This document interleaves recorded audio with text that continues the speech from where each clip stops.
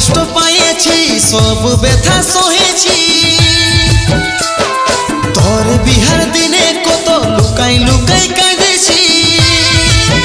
শুধু তোকে খুশি দেখার কারণে অভিশাপ হয়ে আলিস জীবনে বোধহয় সুখ পাবো আমি মরণে অভিশাপ হয়ে আলিস জীবনে বোধহয় সুখ পাবো আমি